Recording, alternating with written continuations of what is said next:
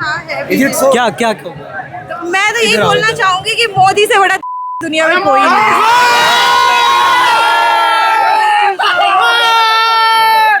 बच्चों ने उससे क्या डिमांड करी और वो दे क्या रहा है डिमांड? बच्चों ने उससे बोला धर्मेंद्र प्रधान का इस्तीफा दो।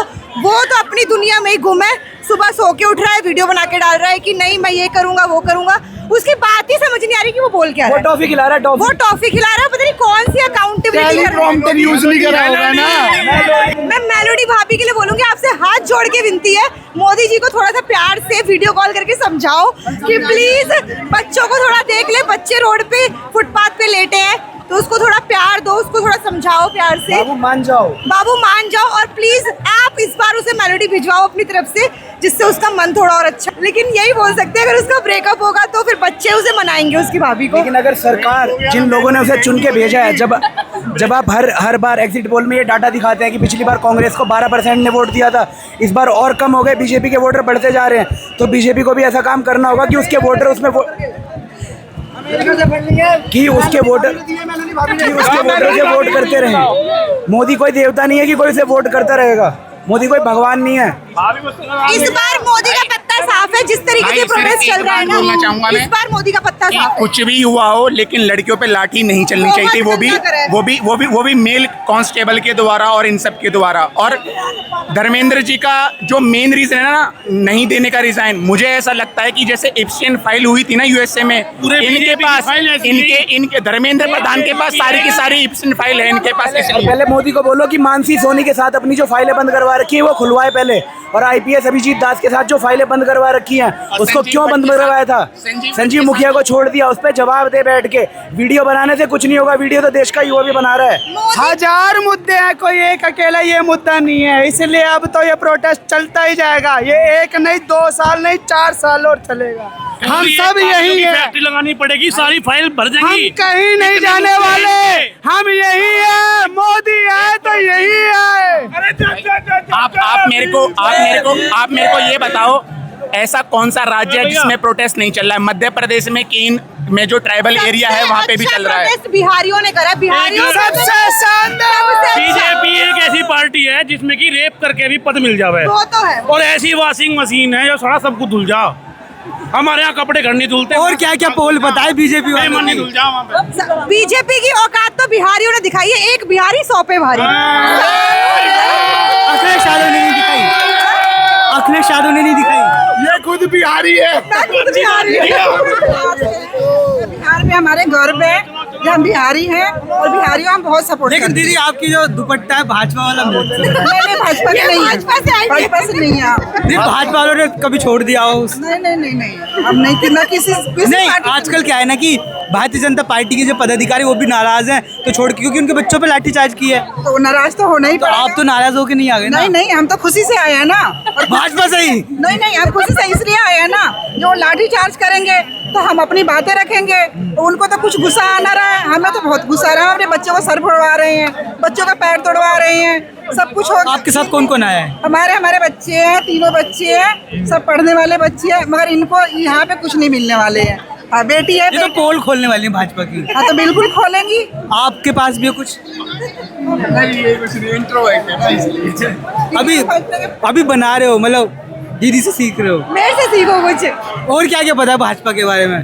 तो भाजपा सबसे बड़ी पार्टी है, बहुत ही सबसे घटिया। मैं पहले पॉलिटिक्स में आती नहीं थी, मुझे बहुत बढ़िया बात कर रही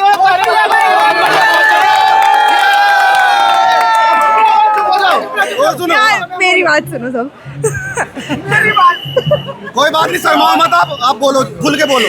तो पहले मुझे पॉलिटिक्स में बिल्कुल इंटरेस्ट नहीं था। पहले मुझे बीच में मोदी बहुत अच्छा लगता था कि वो ये भी कर रहा है वो भी कर रहा है, लेकिन बाद में वोट दिया पता कभी? लगा- वोट दिया? नहीं, मैं 22 साल की, लेकिन मैंने आज तक कभी वोट नहीं दिया, क्योंकि मुझे पता है सारे नेता सही बात कोई भी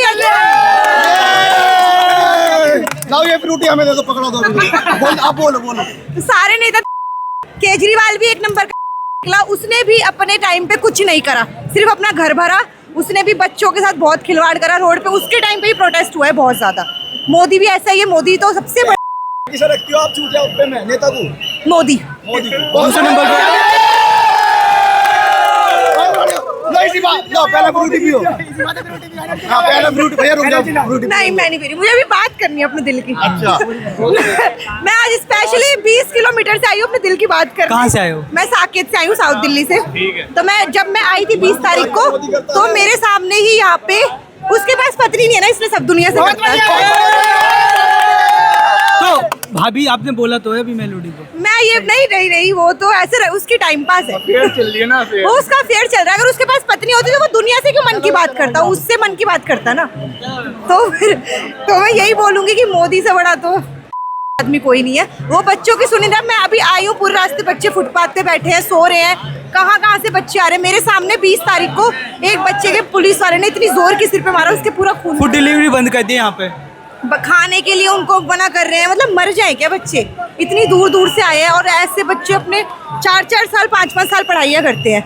मैं खुद बीच में पढ़ने लगी थी, अब ये सब देख के ना मैं पढ़ाई लिखाई छोड़ दूंगी। सारी चीज़ें, पढ़ाई लिखाई बेकार है, मत करो, नेताबाजी करो और सबकी बस बातें सुनते हो। तो पीएम बनने का सपना है फिर? मेरा तो बिल्कुल नहीं है। मैं रोड पे चाय बेच लूंगी लेकिन पीएम नहीं बनूंगी। चाय वाला भी तो पीएम बना था। यूपीएससी का पेपर किस लिए होता है? आईएएस, आईपीएस, एमबीबीएस का पेपर क्यों होता है? डॉक्टर बनने के लिए।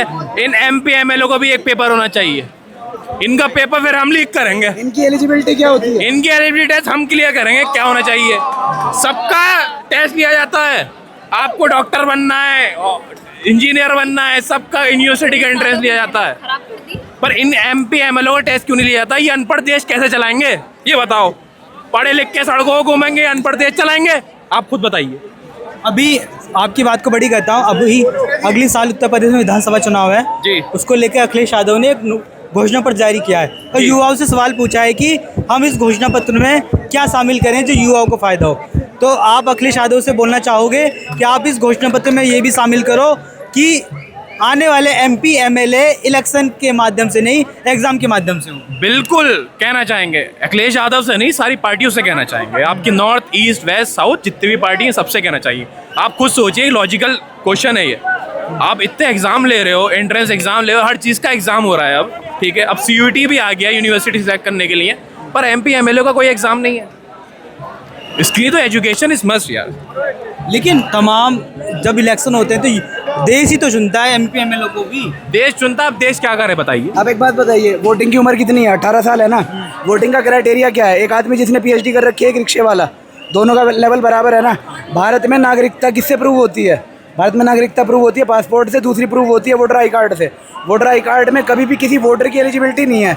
क्या नेता को कोई एलिजिबिलिटी नहीं पार करनी है? नेता बस कोई इन्फ्लुएंशियल होगा तो काम चल जाएगा, नेता के पास पैसा ज़्यादा होगा तो काम चल जाएगा।